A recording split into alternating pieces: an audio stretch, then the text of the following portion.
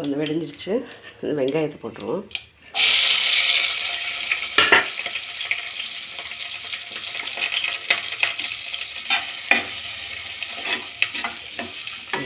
வெங்காயம் வதங்கட்டும். இது எதுக்கு சொல்கிறேன்னா, அந்த கம்ப்யூட்டரில் உட்காந்து வேலை செய்கிறவங்களுக்கு வந்து ரொம்ப தண்ணி குடிக்க மாட்டாங்க, ரொம்ப இது. அதனால் வந்து மூலம் வந்து அவங்களுக்கு வந்துடும். அப்போ இதை டாக்டரை காட்டுறது வெளி மூலம் உள் மூலம் அந்த மாதிரிலாம் இருக்குது. அப்போது பழைய காலத்தில் எங்கள் பாட்டி சொல்லுவாங்க, இந்த தோலை கூட வேஸ்ட் பண்ண மாட்டாங்களாம்.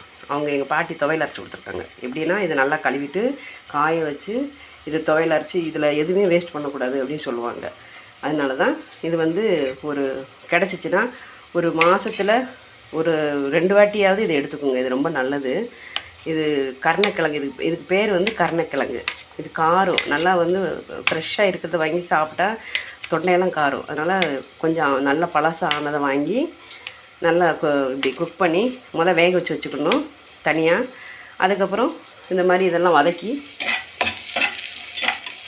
இது வந்து பாரம்பரியத்துக்குள்ள ஒரு டிஷ்ஷு தான். நல்லா உடம்புக்கு ஆரோக்கியமும். புளிக்குழம்பு நல்லது இல்லைனாலும் புளி சேர்க்காதவங்க தக்காளி கூட 4-5 போட்டுக்கலாம். ஆனால் ஃபஸ்ட் நாள் சாப்பிட்றத மறுநாள் வந்து சாப்பிட்டா இன்னும் டேஸ்ட்டு ரொம்ப இந்த மீன் குழம்பு மாதிரி தான். மறுநாள் சாப்பிட்டா இது இன்னும் டேஸ்ட்டாக இருக்கும். இதில் வந்து தட்டைப்பயிறு போட்டுக்கலாம். இதோட சேர்ந்து இந்த கிழங்கோட சேர்ந்து தட்டைப்பயிரும் போட்டுக்கலாம். இப்படியும் இது மட்டும் நான் இப்போ எடுத்துருக்குறோம். வெங்காயம் நல்லா வதங்கட்டும். வெங்காயம் வதங்கின பிறகு இது பொதுவாகவே வந்து நல்லெண்ணெய் தான் வந்து ருசி கொடுக்கும்பாங்க. நல்லெண்ணெய் ரொம்ப நல்லது. புளிக்குழம்புகளுக்கெல்லாம் நல்லெண்ணெய் தான் சேர்க்கணும் அப்படிம்பாங்க. அதனால தான். ஆனால் நல்லெண்ணெய் இல்லாதனால நம்ம கோல்டு உணரை ஊற்றியாச்சு. இது நல்லா வந்து ப்ரௌன் கலராக வரட்டும். அதுக்கப்புறம் இந்த தக்காளியை போட்டு தக்காளியில் வந்து பூண்டு வந்து முழுசாக போடாத அப்படி தக்காளியும் பூண்டுமா பேஸ்ட் பண்ணி வச்சுருக்கிறேன். சரியா? இதில் வந்து இந்த மசால் பொடி மட்டும்தான் சேர்க்கணும். இது புளி மசால் பொடி இது போட்டு இதெல்லாம் போட்டு நல்லா கொதித்த பிறகு அதுக்கப்புறம் இதை போடணும். அப்புறம் தேங்காய் அரைச்சி லாஸ்ட்டில் ஊற்றணும். மசால் பொடி போட்டுருக்குது. குழம்பு மசால் பொடி 1 ஸ்பூனு 1/2 ஸ்பூனு வந்து மிளகாப்பொடி, மஞ்சப்பொடி கொஞ்சம் போட்டுக்கிறோம் குழம்புக்கு. எல்லாம் வதக்கி வச்சு இப்போ புளி கரைச்சிறத ஊற்றிடுவோம்.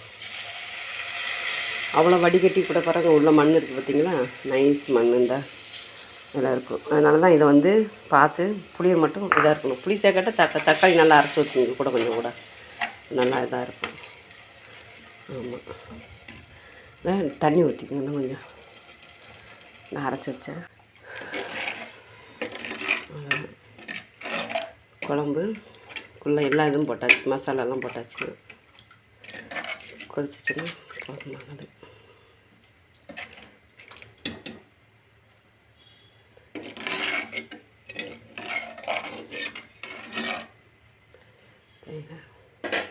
இப்போ இதில் லாஸ்ட்டில் தான் இது நல்லா குக்கான பிறகு தான் தேங்காய் ஊற்றணும். இப்போ வந்து இதில் இந்த கிழங்கு போட்டு விட்ருவோம்.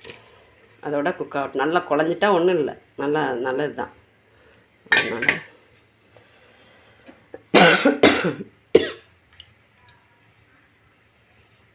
நல்லா குக்கானட்டும். குக்கான பிறகு எப்படி இருக்குன்னு காட்டுறேன். நான் 1/2 முடி தேங்காய் அரைச்சி வச்சுருக்கேன். 1/2 முடி பேஸ்ட்டு பண்ணி வச்சுருக்கிறேன். இப்படியாவை எடுத்து போடுறேன். வந்து இந்த கிழங்கு வந்து ஒரு 15 நாளைக்கு ஒருக்காவது வாங்கி சாப்பிட்டிங்கன்னா இந்த மூல நோய் எதுவும் வராது. ரொம்ப நல்லது. ஏன்னா இதில் துவையல்லாம் இது வேஸ்ட் பண்ண மாட்டாங்க. எங்கள் பாட்டியெல்லாம் வேஸ்ட் பண்ணாமல் இதை நல்லா துவையல் அரைச்சி கொடுப்பாங்க. நாங்கள் சாப்பிட்ருக்குறோம். ஆனால் எனக்கு வந்து சின்ன பிள்ளையில செஞ்சு கொடுத்ததுனால எனக்கு அது மறந்து போச்சு எப்படி செய்கிறதுன்னு. அதனால தான் நான் இது கீழே போட்டுடுறேன். மற்றபடி இதெல்லாம் பார்த்திங்கன்னா ரொம்ப நல்ல சாப்பாடு தான். நீங்கள் செஞ்சு சாப்பிடுங்க. நான் ரெடி ஆன பிறகு உங்களுக்கு காட்டுறேன் ஃபுல்லும். பாருங்கள், நல்லா குக் ஆகுது. இந்த டேஜில் தான் நம்ம இந்த தேங்காய் அரைச்ச பேஸ்ட்டை ஊற்றணும்.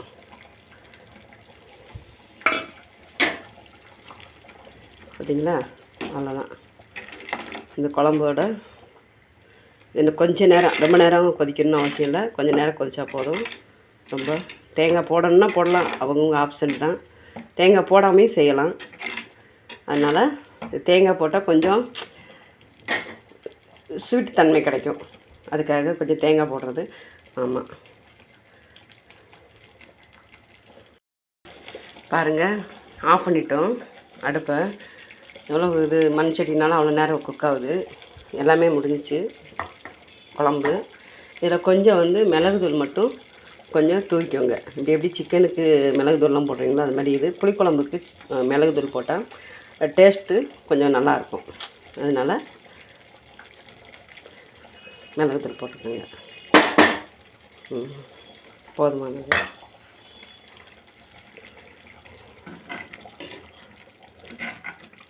இப்படி ஃபுல்லாக குக் ஆயிடணும். எப்படி இருக்குது பார்த்தீங்களா?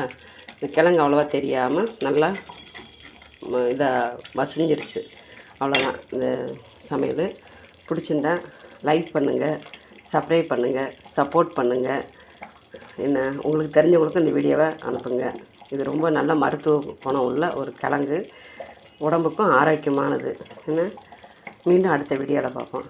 சரியா? பாய்.